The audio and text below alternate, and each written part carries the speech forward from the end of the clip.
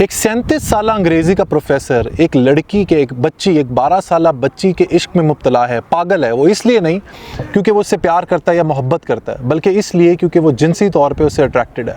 A 37-year-old English professor is madly in love with, is obsessed with a 12-year-old girl because he is sexually attracted to her।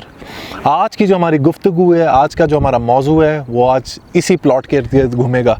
So stay tuned and don't forget to subscribe to my YouTube channel ताकि आपको मेरे book reviews regularly मिलते रहें। So let's be back.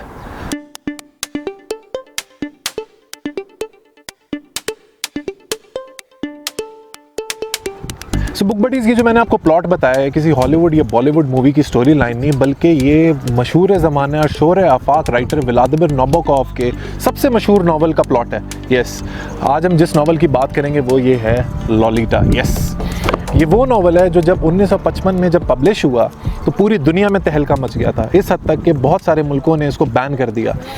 जब Vladimir Nabokov American publishers के पास गए कि भाई ये मैंने नावल लिखा है, इसको पब्लिश कर दे, उन्होंने साफ इनकार कर दिया। वो इसलिए क्योंकि ये एक ऐसे सब्जेक्ट के बारे में बात कर रहा था विच वॉज टैबू, जिसको लोग आम ज़बान में या आपस में डिस्कस नहीं करना चाहते थे। फिर वो इवेंचुअली फ्रांस गए और फ्रेंच लोगों ने इसको, फ्रेंच पब्लिशर्स ने फाइनली पब्लिश किया, लेकिन बाद में फ्रांस ने इस नावल को बैन कर दिया। उसके बाद ऑस्ट्रेलिया ने इस नावल को बैन किया और बहुत सारे ऐसे ममालिक हैं जिन्होंने ये नावल बैन किया over the course of last 30, 40, 50 years.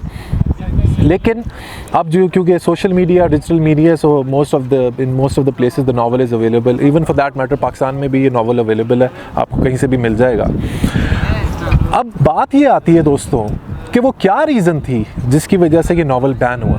तो वो मैं रीज़न आपको बताता हूँ कि रीज़न ये थी क्योंकि ये नावल जब पब्लिश हुआ था 1955 में, तो ये बात कर रहा था पीडोफीलिया के बारे में। अब पीडोफीलिया क्या है? Pedophilia is basically attraction of older man to smaller kids between the age of 9 to 13 and 14। जब भी कोई एक आदमी, कोई मर्द किसी लड़की के इश्क में सेक्सुअली तौर पे अट्रैक्ट होगा जो जिसकी उम्र 9 से 14 साल के दरमियान है, तो उसको पीडोफीलिया कहेंगे। ठीक है, तो ये नावल बात कर रहा था पीडोफीलिया के हवाले से, जिसकी वजह से इसको बैन किया गया। लेकिन ये इतना ज़बरदस्त नावल है, ये इतना सुपीरियर लिटरेचर है कि जितना इसको बैन किया उतना ही ये नावल ऊपर उठा है। और मैं अक्सर कहता हूँ कि जो नॉर्मल सेल्फ हेल्प की बुक्स हैं वो बिल्कुल normal run of the mill stuff है, लेकिन जब हम लॉलीटा जैसी किताबों की बात करते हैं, जब हम एनिमल फार्म जैसी किताबों की बात करते हैं, जब हम ओल्ड मैन एंड द सी जैसी किताबों की बात करते हैं, जब हम उर्दू में अशफाक अहमद की मन चले के सौदे के बारे में बात करते हैं, तो वो एक्चुअली सुपीरियर लिटरेचर होता है। तो ये वो किताब है जो आप लोगों ने ज़रूर पढ़नी है। ठीक है, अब मैं इसका आपको थोड़ा सा प्लॉट बता देता हूँ, स्टोरी लाइन बता देता हूँ, बड़ी इंटरेस्टिंग है। ये कहानी है एक अंग्रेज़ी के प्रोफेसर की जिसका नाम है हम्बर्ट साहब की। स्टोरी ये है कि जब वो 13 साल के थे तो उनको एक लड़की से प्यार हो गया था जिसका नाम था एनाबेल 12 साल की थी और हम्बर्ट साहब 13 साल के थे। तो जैसे ही उनका प्यार शुरू हुआ, he was head over heels in love with Annabel. तो विद इन 4 मंथ्स उसकी टाइफस से डेथ हो गई एनाबेल की। ये जो उसकी डेथ हुई है, इसका गहरा असर रहा हम्बर्ट के माइंडसेट पे, उसकी साइकोलॉजी पे, उसकी कॉम्प्लेक्सिटी पे। वो उसकी डेथ से बाहर ही नहीं आ सका और इवेंचुअली उसका असर क्या हुआ, उसका इफ़ेक्ट ये हुआ कि वो जब जैसे जैसे उसकी उम्र बढ़ती गई, वो उतना ही उस उम्र की लड़कियों से अट्रैक्ट होता गया जो 12 से या 9 से 12 साल या 13 साल की उम्र के दरमियान की जो लड़कियां होती हैं। उसने अपनी नॉर्मल ज़िंदगी परस्यू करने की भी कोशिश की, उसने शादी भी की, लेकिन वो डिसफंक्शनल मैरिज थी और वो कामयाब नहीं हो सकी। अब हुआ क्या कि हम्बर्ट साहब नौकरी की तलाश में USA पहुंच गए, United states of America, America पहुंच गए।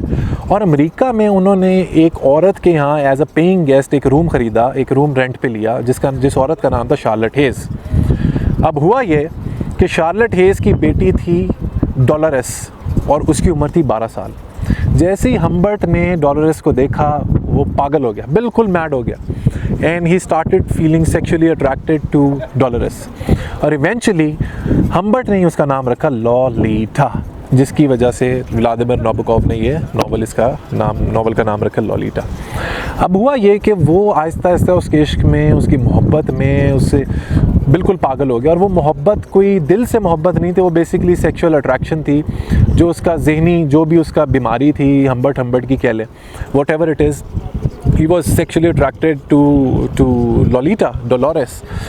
अब हुआ ये कि लॉलिटा के साथ रहने के लिए उसको कोई बहाना चाहिए था। उसने बहाना ये बनाया कि उसने कहा शार्लेट हेज़ जो लॉलिटा की माँ है, उसने कहा कि मैं तुमसे प्यार करता हूँ, मुझसे शादी कर लो। शार्लेट हेज़ क्योंकि एक विडो थी, एक बेवा थी, उसने भी सोचा कि व्हाई नॉट, वो भी she also fail in love with Humbert, और आपस में दोनों ने शादी कर ली।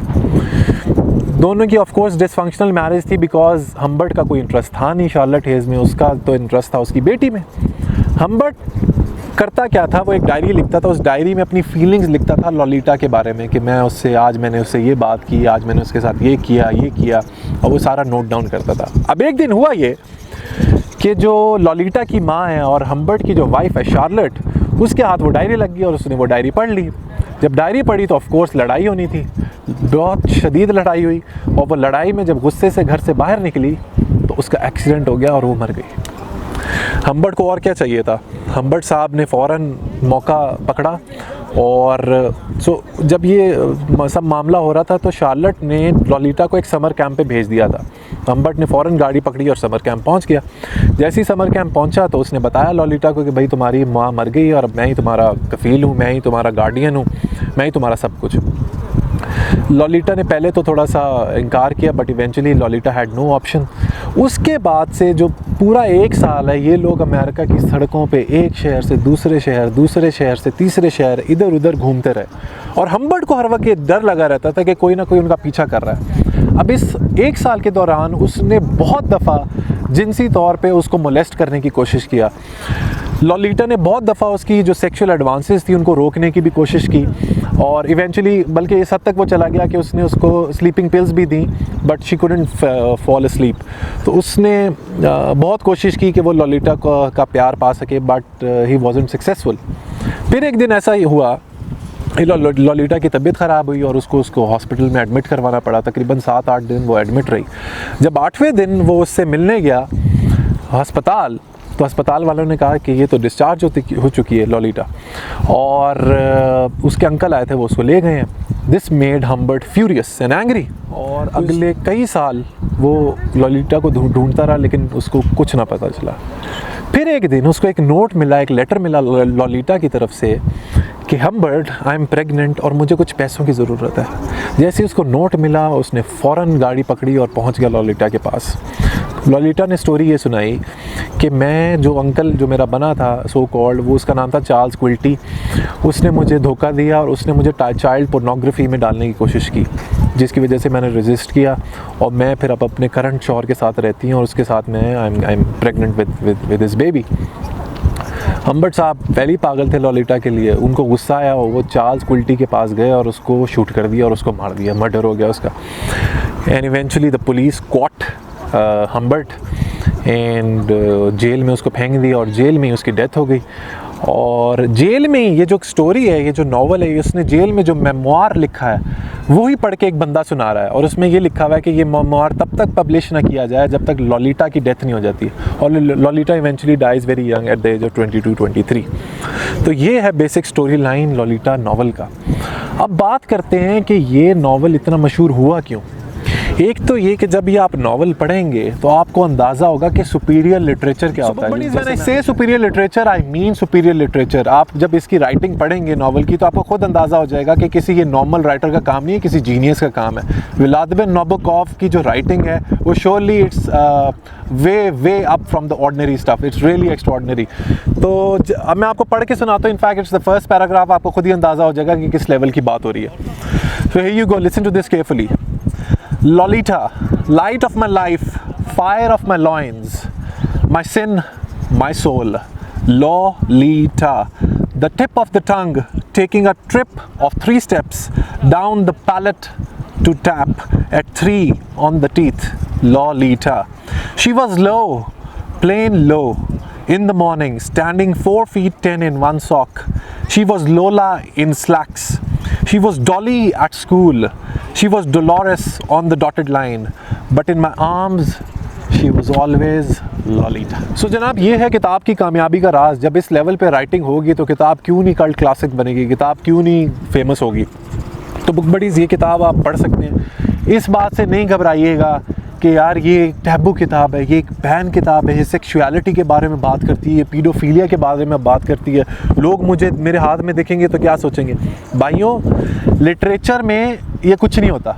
और ये जो मैं आपको लिटरेचर रिकमेंड कर रहा हूँ, मेरी तरफ से जब मेरी तरफ से रिकमेंडेशन आ रही है तो आपको और कुछ किसी और की परवाह करने की ज़रूरत नहीं है। आप फ़ौरन इस किताब को ख़रीदें अगर ख़रीदनी है, और अगर नहीं भी ख़रीदनी तो of course book buddy is here for the reviews. So that's it for today book buddies. Don't forget to subscribe to my YouTube channel, like and share my videos as much as you can. अपने दोस्तों में, अपने relatives में, हर जगह जहाँ पे भी आपको लोग मिलते हैं, ज़रूर मेरी वीडियोज़ के बारे में बात करें ताकि जितने लोगों को मैं एनलाइटन कर सकूँ हमारे मुल्क में, हम लोग कर सकें together. Till then, let's read, learn, progress and self actualize. Let's read Pakistan.